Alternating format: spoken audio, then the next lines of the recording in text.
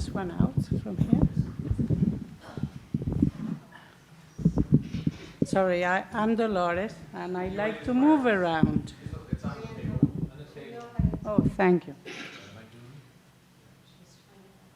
More I see more. Thank you for being here. Is this on? Is this on or not? Hello? No. Hello? There's two.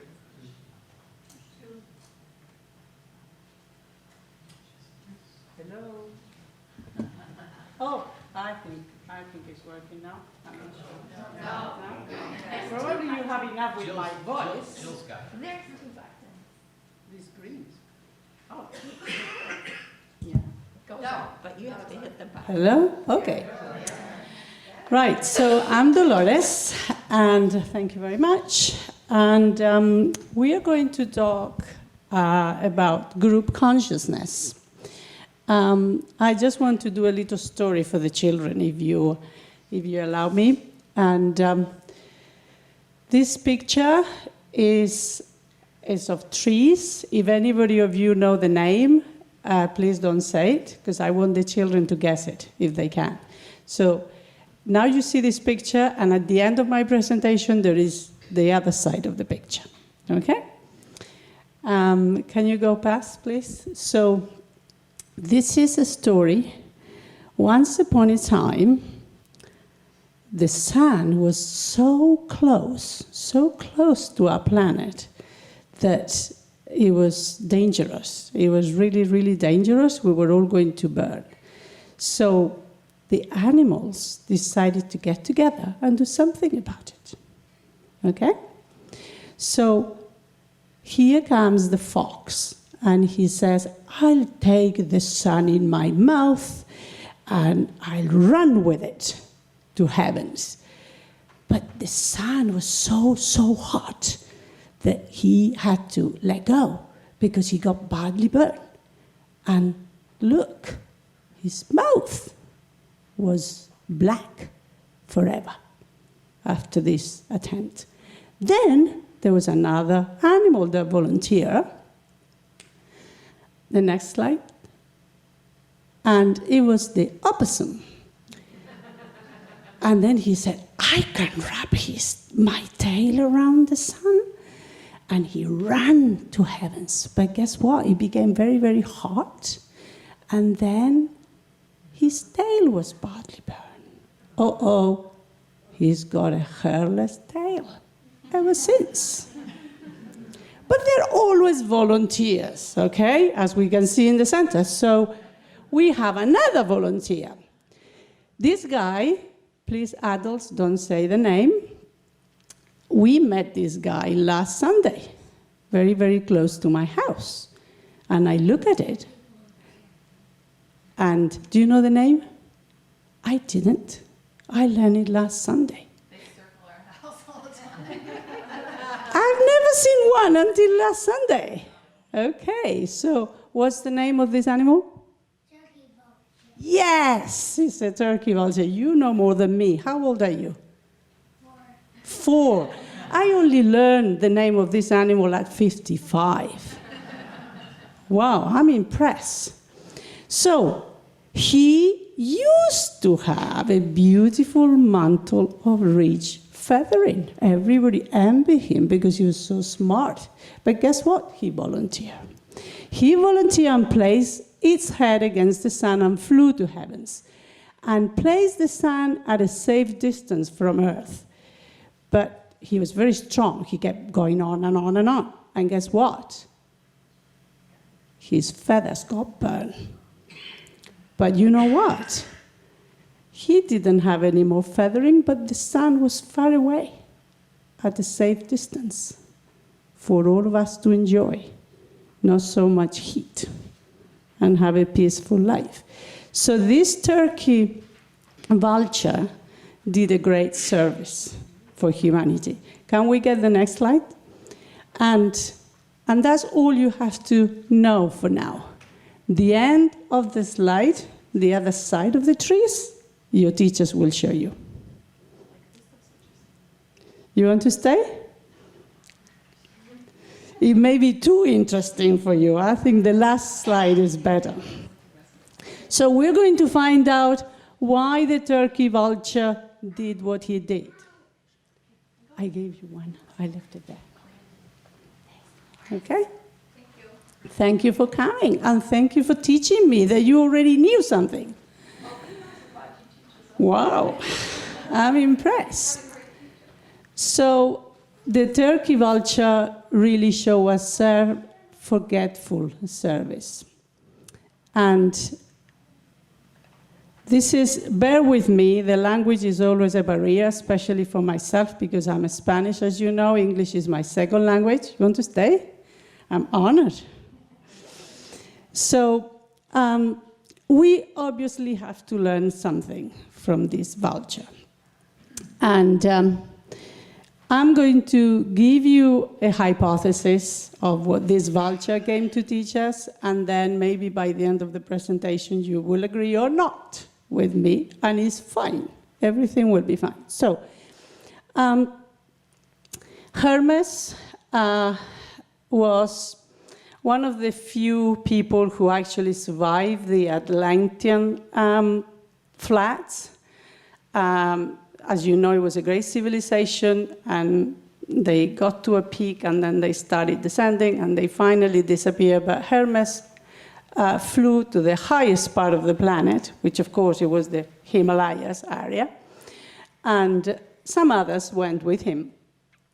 And from there, they spread what they knew to other areas.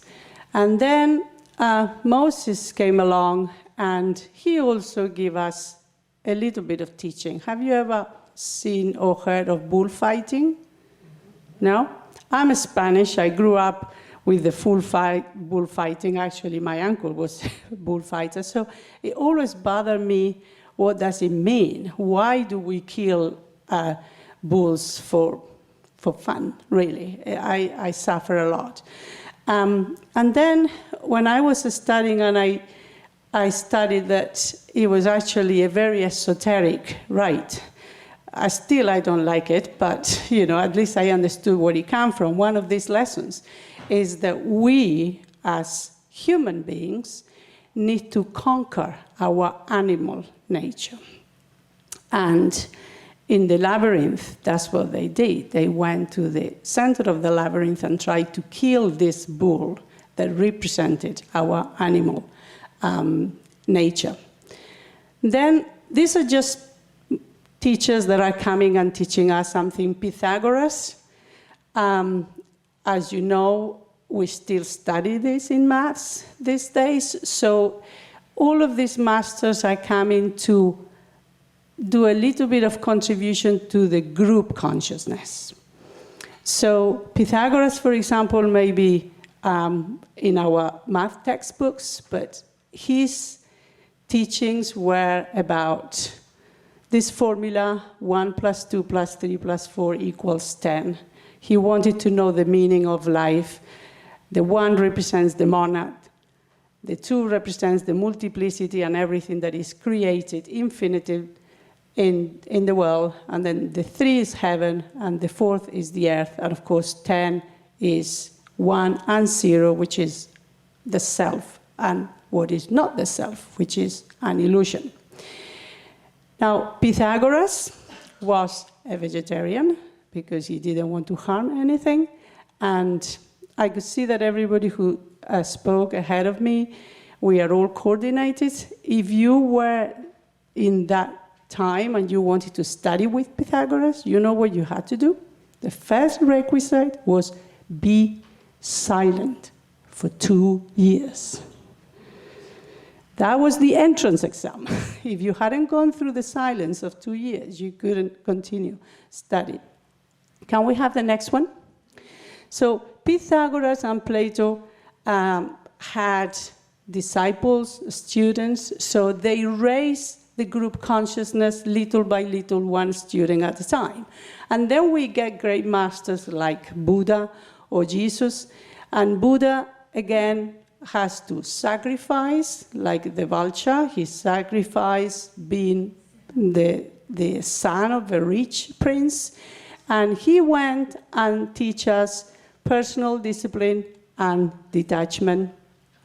And what for? Why do we need these things? In the next stage, we have Jesus. I think Buddha was preparing a further deepening, and Jesus came along to teach us, yes, you know yourself, hopefully. Now you need to get to know the others.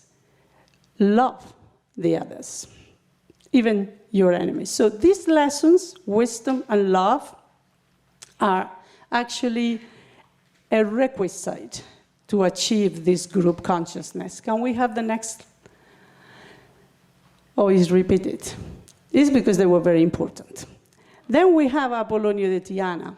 I don't know if you've heard of him. He was a philosopher who lived at the beginning of the 1st century. And he used to walk from country to country. And before he even got there, the news that he was coming was already there. Even if they didn't have internet at the time, because he got to be known as a miracle worker. Now, how did Apollonio contribute to group consciousness? He figured that in those times of the Roman Empire, the emperor was the strongest person, the more influential person. So he made his business to try and meet them. And he did. And he met in his life 5 emperors, and these 3, Flavio, Vespasiano, Titus, and Domitiano. Flavio was not of any tradition. He was just a normal captain on the Roman, but he was a good man. And Apollonio worked with him and his son, Titus, and he realized that these emperors had potential. They were really, really good people, people of goodwill, and they will expand this goodness and fairness into the empire at the time. So wherever he went, sometimes if he went to India, they would think that he was Krishna showing up there, or in Greece, they thought he was Apollo, or in Egypt, when he was in Egypt, they thought he was Osiris, because the active spirit that was working through his body actually adopted the image of what these people that he was visiting were expecting. Can we go past? So Apollonius will have a huge impact in group consciousness because he actually contacted emperors, and emperors put goodwill into all their actions and laws. So we are moving really fast. These days, humans, obviously, we are not the humans of 2,000 years ago. We have developed our intellect. We have developed our mind. We have, hopefully, control of our physical needs, and we are working on our emotional needs. So when we come into the age of Aquarius, obviously these ages that are about 2,160 years, the passing from one age to the other is not like the slides, quick. It takes longer, and it has to be prepared. So we have masters like Leonardo da Vinci, who puts together this Last Supper, and it's a symbolic picture of what's coming in the new age of Aquarius. The age of Aquarius is the age of universality. So between people and the nations, all the barriers are going to disappear eventually. I know now it's difficult to imagine, but this is going to happen. And there will be a new group of world servers. Can we go back the next one? This is an invisible group, okay? It's an invisible group where probably all of us belong. There is no registration, there is no fees, there is no putting your name anywhere, but we are probably people, all of us, I'm sure we are, people of goodwill. So there are people who are working consciously for these changes that will take place in the planet. So at the beginning of each century, in the first 25 years of a century, normally there is like a push. And at the beginning of the century, in 1922 approximately, they started forming groups, conscious groups of world servers in 19 countries, with the focus on New York, London, Darjeeling, and Tokyo, and I think Geneva. There were five centers. So these members are members who will put the love of humanity in a much higher place than their own personal circumstances. Of course, they do take care of their families and responsibilities, but the necessities of the world are very important. So these are people who are working behind the scenes to create new institutions and new structures, and we are really going through a spiritual crisis. So this spiritual crisis manifests through economics and world politics. Now, to be eligible for this group, and remember, is subjunctive group, is no training, formal training, or anything like that, but you train yourself. So these are people who will have an inner ear, a humble heart, persistence, strength, patience, discernment, also have developed mental substance, is what I was saying before, that the human beings now are not the human beings that were living in the time of Jesus or in the times of Buddha, or let alone in the times of Moses and Hermes.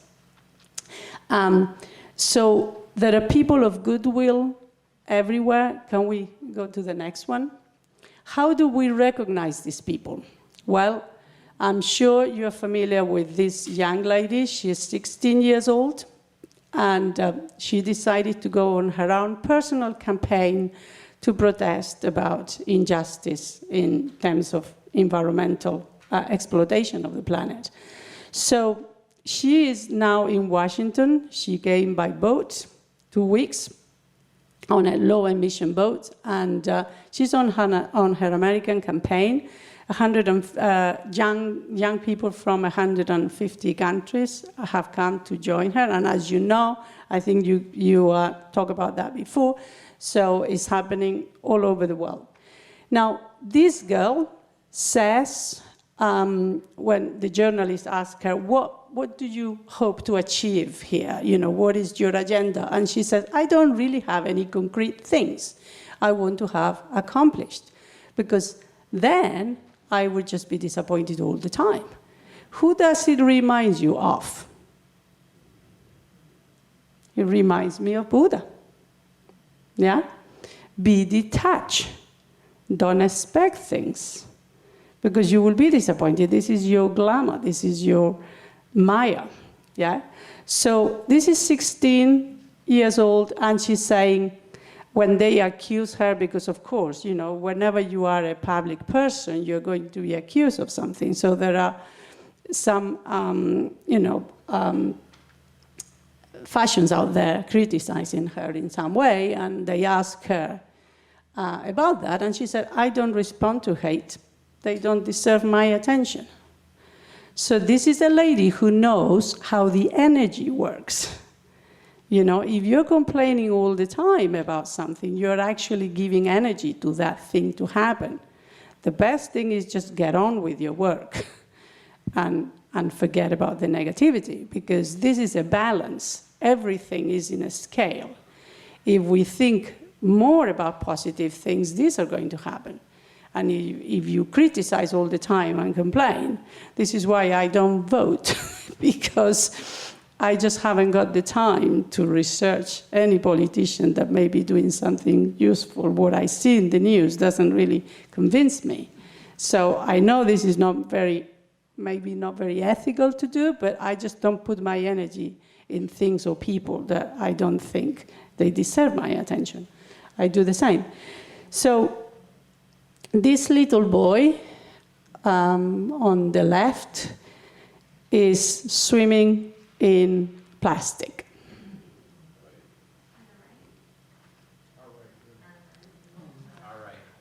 Is that right? On the right. Sorry. Well, it's on the left to me. This is an injustice. Everybody should have a right to swim in a clean river or sea. And I think this is about group consciousness, because when we do our everyday actions of consuming single-use plastic, consuming any product that we know for sure cannot be recycled, or even we may think that is recycled, but we don't know what the governments do and where the trailers full of trash go back and forward. So I think we can recognize these servers, and I think we all can make any contribution every day. So I'm going, because as I said at the beginning, maybe my language doesn't express well what I want to express. I want to finish reading something, if I can see it. I don't think I can. So you have to let go. I can't read it because I didn't highlight what I wanted. So, group consciousness, we are expanding our group consciousness every day in this center, in the actions that we do every day, in our different passions. I would like to suggest that we go a little farther if we can. When my children were little, obviously, I was focusing on my family and homeschooling. Now I have more time. I get busier, of course, the more time. But I come to realize that what we do on our everyday life, our routine, is one thing. Yes, we need to take care of that. But we also need to set aside some time to build on this group consciousness and work for the humanity. And that's where we practice 4 or 5 hours of group meditation, because, can we have the next one? Because this is what we do. The roots of those aspects at the beginning are all one big root. So basically, we are individuals, or we are interfaith, or we are this group, or this group, or this group, but by working together in a group, we get to expand what we are doing, and at the end of the day, we realize that we are all one. So these pictures of the aspen, I think, is great to show that you may see separate trees, but right underneath, we are all one.